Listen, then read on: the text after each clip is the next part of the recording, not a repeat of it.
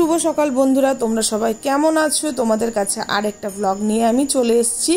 তো দেখো, সকাল সকাল আমি এখন পুজোর সব জিনিসপত্র নিয়ে বসে আছি। তো তোমরা ভাববে হয়তো আমার বাড়িতে কোনো পুজো আছে। না না, আমার বাড়ির কোনো পুজো নেই। পুজোটা হচ্ছে পুটুর বাড়ির।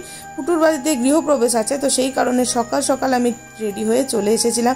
এখনও পর্যন্ত পুটুরা এসে পৌঁছায়নি, তো আমি এসে পুজোর যা যা কাজ আছে সেগুলো মোটামুটি গুছাচ্ছিলাম।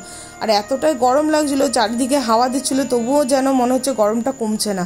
আর এদিকে পুটুও চলে এসছে, সাথে ওর গপু সোনাকে স্নান করিয়ে দিচ্ছিল, কারণ গপু যতক্ষণ স্নান করে রেডি না হবে ততক্ষণ পুজোয় বসতে পারবে না। আর গৃহপ্রবেশের পুজো মানে বুঝতেই পারছো অনেকটা সময় নিয়ে হয়।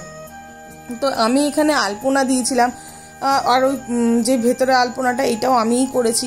তো আলপনাগুলো কেমন হয়েছে তোমরা একটু জানিও, যদি ভালো লাগে প্লিজ কমেন্টস করে জানিও। আর ভেতর ঘরে উত্তম কাকা বসে আছে, আর বাচ্চাগুলোও খেলছিল।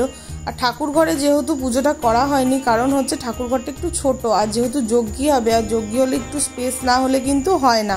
তো সেই কারণে যেটা পুটুর রুম ছিল সেই রুমে পুজোটা করা হয়েছে।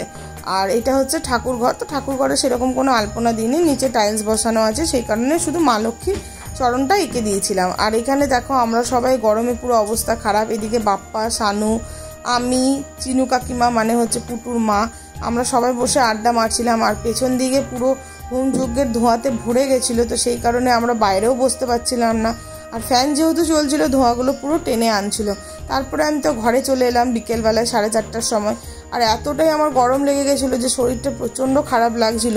কিন্তু বারবার করে পুটু বলছিল ওর ওখানে আবার বিকেলে যাওয়ার জন্য, কারণ ওরাও এখানে একাই ছিল, ও আর চন্দন ছিল।